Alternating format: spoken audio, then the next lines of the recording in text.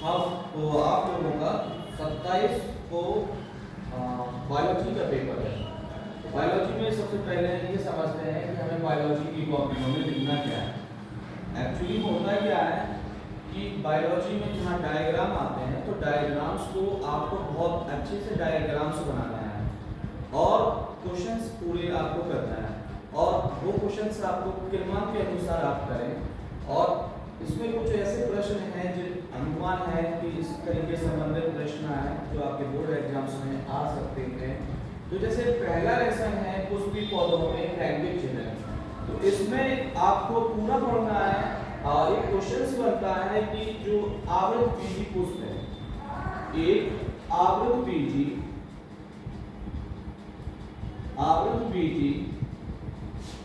पुष्प के उन अंगों के नाम लिखिए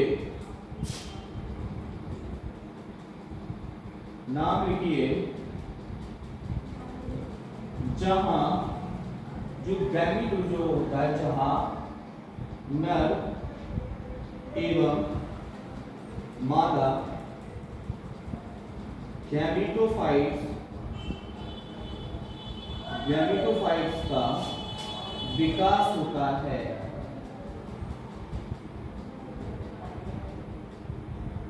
तो हम सभी जानते हैं कि फ्लावर्स में 4 भाग होते हैं, कैलेक्स होता है, कोरोला होता है, और जो नर पुष्प होता है यानी कि मेल फ्लावर्स होता है वो होता है एंड्रोसियम होता है, और दूसरा होता है आपका डायमीसियम होता है। तो यहाँ पर हमें जो मेल गैमीट्स होता है, मेल गैमीटोफाइट्स का जो फॉर्मेशन होता है, जो निर्माण होता है वो होता है पॉलिन सैक में, या हम कह सकते हैं लघु बीजाणुधानी माइक्रोस्पोरेंजिया है, वहां पर इसका फॉर्मेशन होगा। और मेल जो फीमेल गैमीटोफाइट्स होती है वो होता है आपका गाइनोसियम होता है। गाइनोसियम का जो मेल फर्स्ट सेल्स होती है वो सेल्स होती है आपकी ओव्यूल सेल्स होती है। तो इस तरीके का एक प्रश्न आपके बोर्ड एग्जाम्स में आ सकता है। दूसरा महत्वपूर्ण प्रश्न होता है कि इसमें शॉर्ट टिप्पणी आती है, शॉर्ट कमेंट्स आते हैं कि बहुविरूढ़ता क्या है। अब बहुविरूढ़ता में सभी को मालूम है, इसको हम बोलते हैं इंग्लिश में पॉलीएम्ब्रियोनी। तो ये भी है आपको पढ़ लेना है, पॉलीएम्ब्रियोनी।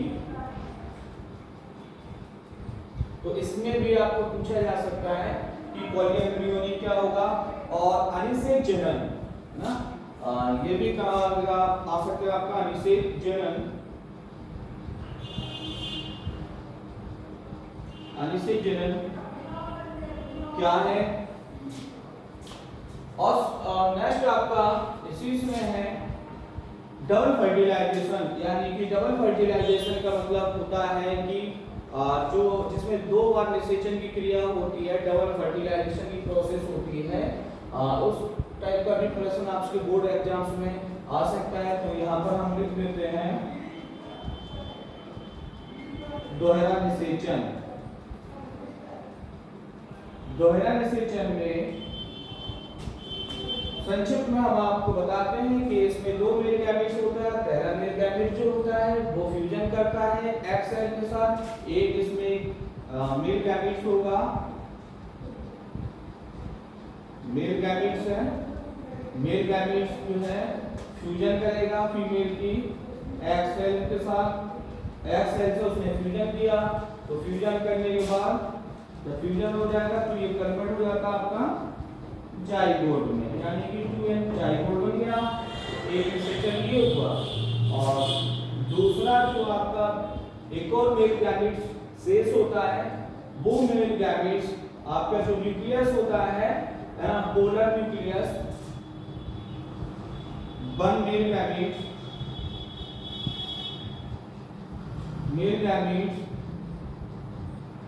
पोलर न्यूक्लियस के साथ पोलर न्यूक्लियस से फ्यूजन करेगा। जब ये फ्यूजन करता है तो फ्यूजन करने के बाद ये ट्रिप्लॉइड PEN में इसमें कन्वर्ट हो जाता है PEN। PEN का मतलब होता है प्राइमरी एंडोस्पर्म न्यूक्लियस। तो बच्चों कितनी बार निषेचन हुआ है? 2 बार, है ना। तो इसको हम बोलते हैं डबल फर्टिलाइजेशन। और पोलर न्यूक्लियस में 2n था, तो एक और इसमें हो जाएगा तो 2n+1। और इस प्रकार की प्रोसेस को हम ट्रिपल फ्यूजन के नाम से भी जानते हैं।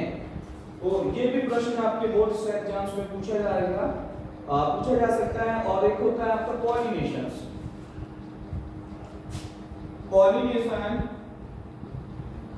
पॉलिनेशन की डेफिनेशन आप सभी को अच्छे से आप लोगों ने पढ़ी होगी। पॉलिनेशन का मतलब होता है कि transfer of pollen grains from anther to the stigma। तो इस प्रकार की प्रोसेस को हम पॉलिनेशन कहते हैं। पॉलिनेशंस आपको मालूम है कि 2 टाइप्स की होती हैं, और इसमें हमको पढ़ना है। एक होती है आपको सेल्फ पॉलिनेशन को हिंदी में बोलते हैं स्वयं निषेचन। और दूसरी वाली पॉलिनेशन होती है, वो होता है उस प्रकार की प्रोसेस को बोलते हैं क्रॉस पॉलिनेशन। तो इन दोनों को भी अपन को देखना है अच्छे से और पढ़ना भी है। और उसके बाद नेक्स्ट आता है जेनेटिक्स, अनुवांशिकी। ये सबसे मोस्ट इंपोर्टेंट लेसन होता है बोर्ड एग्जाम्स के लिए। मोस्टली क्वेश्चंस यहाँ से अधिकतर पूछे जाते हैं। तो यहाँ पर होता है लॉ ऑफ मेंडल्स के नियम। और मेंडल्स के जितने भी नियम्स होते हैं, जैसे जो फर्स्ट हो है जो एक्सपेरिमेंट्स है, फर्स्ट एक्सपेरिमेंट्स है, फिर डोमिनेंस है, लॉ ऑफ डोमिनेंस। सेकेंड्स होता है law of segregation. Law of segregation का मतलब होता है, ये होता है आपका लॉ ऑफ सेग्रीगेशन। और यानी कि पृथक प्रकार का नियम होगा। और इसमें तीसरा जो लॉ ऑफ डोमिनेशन, यानी कि अपूर्ण प्रभाविता। तो जितने भी मेंडल्स के नियम्स हैं, इनको अपन को विस्तृत तरीके से पढ़ना है। और ये आपके बोर्ड एग्जाम्स में इस प्रकार के प्रश्न आसानी से आते हैं। और अगला जो होता है, जो नेक्स्ट इंपॉर्टेंट है, वो है आपका डीएनए से रिलेटेड है। तो डीएनए से रिलेटेड हम इसको इरेज कर देते हैं।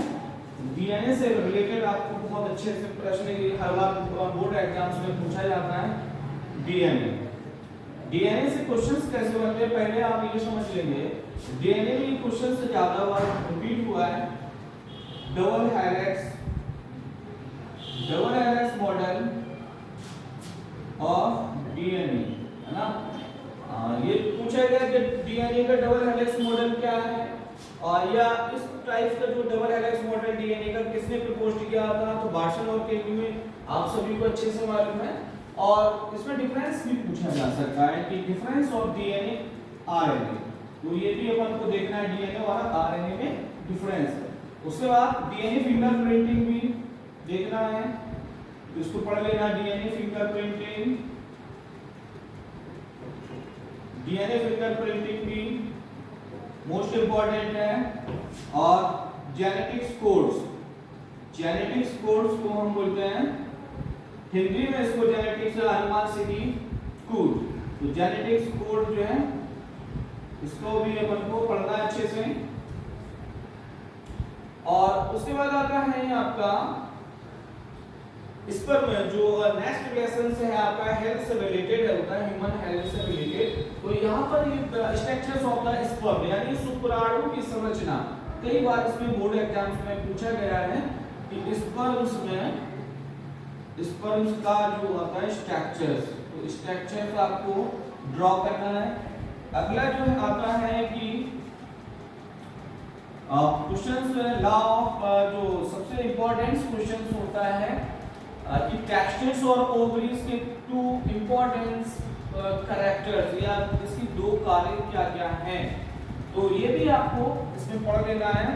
और उसके बाद आता है कि ह्यूमन हेल्थ से रिलेटेड है कि बैक्टीरिया और वायरस, यानी कि जीवाणु विषाणु जनित किन्हीं चार रोगों के नाम तथा उनके कारक, और उन रोगों से जो और कारकों से जो रोग होते हैं उनको कंट्रोल करने के लिए कौन कौन सी विधियां अपनानी चाहिए, तो ये भी अपन को पढ़ना है। कौन से है, जैसे कि क्वेश्चंस है 4 आपको पढ़ना है बैक्टीरिया, ऐसे रोगों को पढ़ना है जो जीवाणु यानी कि बैक्टीरिया के द्वारा होते हैं।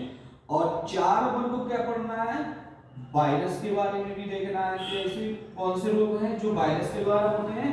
और इन्हीं दो यानी कि यहाँ पर 2 पढ़ लेंगे अपन, 2 प्रोटोजोआ चलेंगे जो प्रोटोजोआ के द्वारा रोग होते हैं, जैसे कि प्लाज्मोडियम जो है, प्लाज्मोडियम से कौन सा रोग होता है, तो प्लाज्मोडियम में अपन को सभी को मालूम है कि इसका जो बैक्टीरिया होता है प्लाज्मोडियम का, वो होता है फीमेल एनोफिलीज होता है।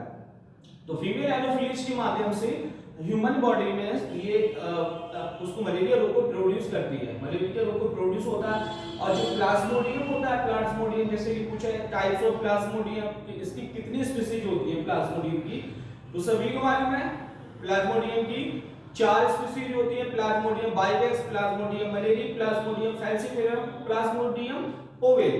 तो ये 4 स्पीशीज होती है, इसके बारे में भी अपन को पढ़ना है। उसके बाद इसमें आएगा बीटी क्रॉप्स, बीटी फसलें कई बार इंपॉर्टेंट है कि बीटी फसलें क्या है, इसकी क्या उपयोगिता होती है।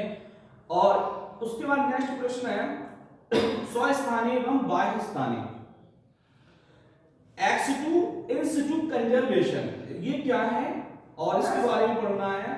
और बायोगैस जो होता है, बायोगैस के बारे में, बायोगैस में भी अपन को इसमें अध्ययन करना है, स्टडी करना है। तो ये सारे प्रश्न हैं। और इकोलॉजी से संबंधित प्रश्न जो है, इकोलॉजी से एनवायरनमेंट से संबंधित है, ये भी अपन को देखना है। और डायग्राम्स जहां आए वहां पर आपको डायग्राम्स भी बनाना है। और ज्यादा समय आप डायग्राम बनाने पर अपना ना दें, जैसा है डायग्राम्स अगर आपके माइंड में बना है उसका स्ट्रक्चर, तो केवल आपको स्ट्रक्चर्स बनाए, ज्यादा उसमें आपको क्या बोलते हैं उस पे पेंटर नहीं बनना है, क्योंकि इससे समय आपका बचेगा। आई होप कि आपको ये प्रश्न समझ में आए होंगे और मैं ईश्वर से प्रार्थना करता हूँ कि आपके एग्जाम्स अच्छे हैं। Thank you.